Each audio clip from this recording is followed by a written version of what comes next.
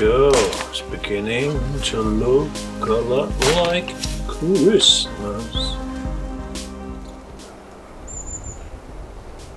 Welcome to this episode on reflections on what I think that I've learned so far during these experiments which we've been conducting for recent months here so to some extent documented in all the previous episodes. The major thing, and it's actually a bit embarrassing for me to admit, but the major thing is that about the operation of the oven, I have, for some reason, confused the two air intake levers with each other. When I've been talking about the upper lever here, I've already referred to that so far to be the secondary air, and the lower lever here at the bottom of the stove I refer to as the primary air. And that was my preconception. I should have read the manual more carefully. I would have known better. But now I'm wiser. I've made some explanation in order to understand how actually the workings of the oven.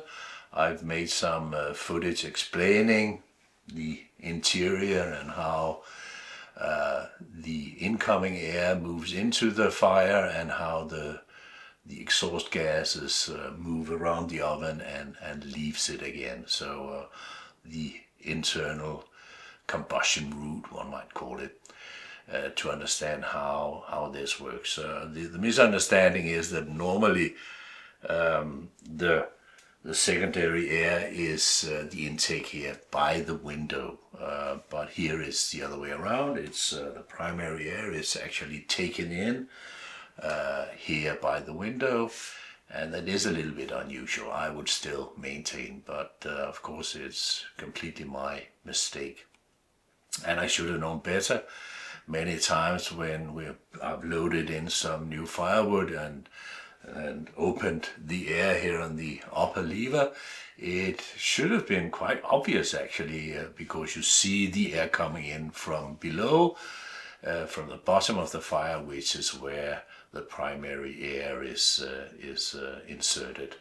So I should have considered and found out about this on my own account, but it just goes to say how fixed and difficult to reflect on your preconceptions might be. Well, in order to understand my confusion, to use a nice word, about the workings of the stove, we will have to look into how it actually works. So let's open up here. The central lid comes off relatively easy. Actually, you may notice relatively clean here, not much soot on the downside here, some rust, but that's okay. And then we have the big plate, which is you can just lift off. I will attempt to put it in an upright position here, which of course gives us access to the layout here. So needless to say, we have the firebox here in the center. The smoke comes up here underneath the top, and then it goes down in both sides here. These channels here goes down to the bottom. In the bottom it goes underneath the baking oven, and then it goes to the back, and then it comes back up here, and the flue exit is right here in the middle. So right here we have the flue gas exit. It comes up from down here. You can't really see here, gets too close. But in the sides here we can try to gauge down the lower end here. This is the bottom. So that's the kind of workings of how the flue gas is and the fire is, so to say, its workings around the oven. Here you can see we have the bypass. So when you start up the fire, you may want to open this one, giving the fire easy access directly from here to the exit, avoiding the travel around below here. Down here, of course, this makes it relatively easy to clean down here. The interesting thing here is at the side, you can see there's a kind of a metal clamp here on the top, and then there is a metal side here to the outer side of the firebox. Now what happens here is that air comes down, or comes up rather, from the very bottom, the air intake in the bottom of the oven, where it takes in air from the outside, and that is then channeled up here through these here, and the same in the other side, of course, and then it enters the firebox via these cavities here in the sides. So that is actually the secondary air. It comes in from below.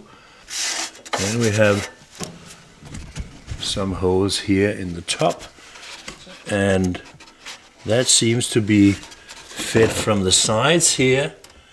So that is probably the secondary air here, which is actually given also here to wash along the window, comes out here.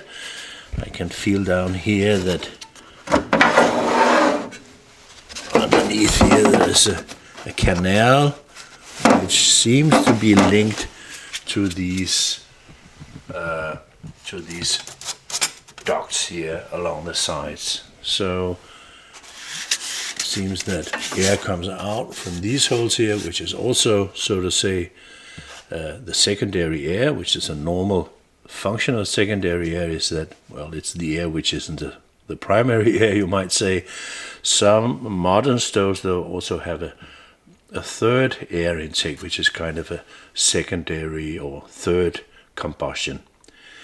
But here also the secondary air comes out here, washes through the window, and also enters here via these ducts, as explained. And this is what initiates sort of the ignition and burning of the flue gases. That's the intention of this. So here at the bottom we have the lever for regulating the secondary air. It seemed logic to me that the lower lever would be the primary air, and that the secondary lever here would be for the secondary air, which normally is inserted here in many other ovens, and then it goes and washes along the inside of the glass and enters into the fire here somewhere, of course. But here it's the other way around. The primary air, understood as the air which is given at the primary point of the fire in the bottom, enters here via these holes here, and then it comes out here. This is how it works. Open and closes here, and the air is then, once this is closed, this fits with the opening here for the ashtray, so it enters the oven here, and then it kind of comes underneath here via the ashtray and comes up in the grating here as the primary air. So of course this means that if the ashtray is completely full, then that will be a kind of a hindrance for this to happen. When it comes to the reflections on the working of the oven in, I would say, 3 primary topics comes into play. One thing is, how is it heating? How does it work heating the room here in this house? Is one issue. The next issue is how is it to cook on the cooktop here? How does that work out? And the third is then the baking or roasting oven. How does that? What are my reflections about this and all of these three issues? And to start out with the heating properties and capabilities of the oven, I've been worried that it would actually emit too much heat for this relatively and quite well insulated house. And this room here, which the oven is in, is a room of approximately 20 square meters. And then there are 2 additional rooms and a bathroom and a small hallway. And normally the doors to the 2 bedrooms would be closed because we prefer the bedrooms to stay relatively cold. And so it's primarily this room and the small hallway, and to some extent also the bathroom has its own heating source, heated floor. In this living room, kitchen, whatever, multi-functioning room, there's a heat pump. So the heat pump, of course, will heat the room whenever needed, and then the stove here can kind of kick in when it's appropriate and needed. I've done many experiences with the oven where, you know, the house has been more or less completely cold, hasn't been heated. I start out from a cold room, and then of course it is nice to turn on the oven, and it functions very well, heating up the room and even overheating it to some extent. Since more or less, as you may have noticed, this has been about the house here and the room and whatnot has been a work in progress. And since it's now been more or less furnished, we have spent more time here, and the heating pump has been going on more continuously and has maintained a base temperature of around 19 degrees. So when it's already heated up to 19 degrees, my experience with the stove is, if then I lit the stove even very carefully, it tends to become actually too warm in here. So there is something there. You need to, of course, when I will turn off the heat pump, but still, since everything is already warm in here, the walls, the roof, the insulation behind is already heated, then the building has already absorbed a lot of heat. So when the stove comes in, it adds a lot of heat, which quite quickly heats up the room to a temperature which is actually a bit too high. And that is, I think, to some extent a problem. I have tried to make some very small and modest fires in the oven, and it's very nice, it's beautiful to look at, but it does give up a lot of heat. I think a solution might be actually to have some sort of lid on top of the cooking surface here. Emits immense amounts of heat. Doesn't take a lot for it to exceed 300 degrees, and if you put a bit more, kicks a bit more to it, it will easily reach almost 400 degrees surface temperature here. So it emits enormous amounts of heat. If that could somehow be reduced by some sort of lid function here, I think that might be helpful. That's something I would consider, if that could be arranged one way or another. And that actually leads to the next part, which is about the the baking or roasting oven, how that works. It works quite nice, and I'm very pleased with the results which we have produced so far. I do think that it takes a lot of firewood actually to make it hot, seriously hot in the oven. It would be nice if you could do that in an easier way, so to say. So the whole surface here emits a lot of heat, as noticed, and only once it's done that, you might say, then, as explained in the footage just earlier here, it goes down to the bottom and then it heats up the oven. So if there was a lid on here, that could, I think, also preserve the heat and present the heat to the oven in a more effective manner. So some kind of isolating lid, which is seen on some wood burning stoves.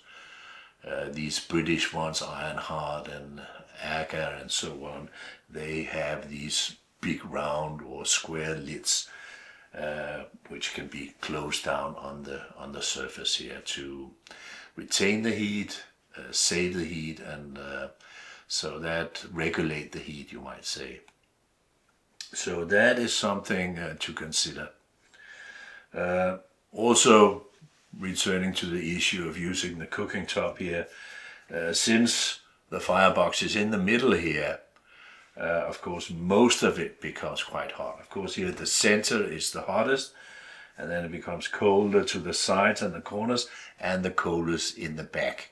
So you can move around your pots and pans to some extent regulate the heat, but often it has a tendency to be actually, if it is relatively ferocious fire in the box, it will be very hot for normal cooking purposes. And now I understand the design of many of these stoves, where you have the firebox in one side and then you have the baking oven next to it, beside the firebox, and then the heat comes from the firebox and moves on top of the oven and then goes around. But that means that you have kind of one side of the cooking top will be relatively lower temperature, because there's no direct fire underneath. So I understand better why that might actually be a practical solution to some of these problems.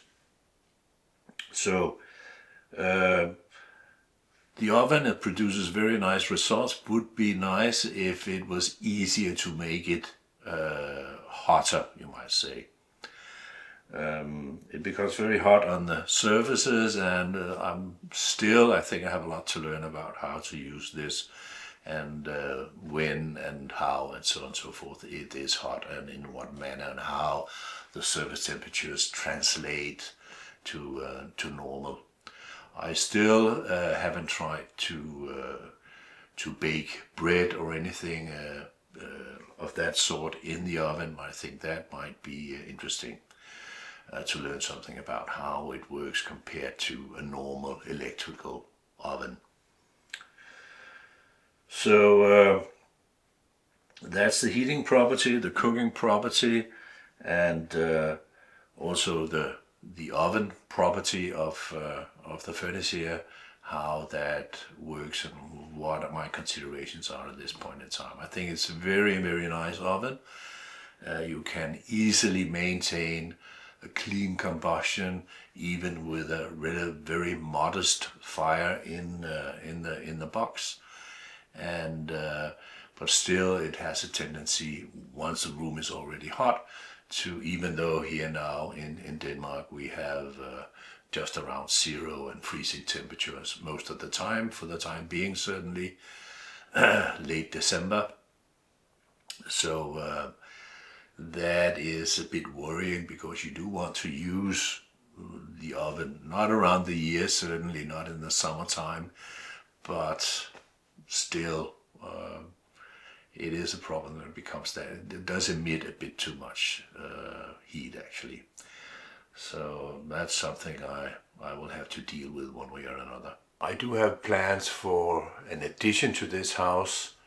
As you may have noticed on some of the pictures, there is foundation prepared here for another room, and perhaps if the heat from in here from the stove could be somehow transported out into this new room once it's finished, and if the heat from in here from the stove could somehow be utilized in that other room, then that maybe help certainly solve the problem of the too much heat.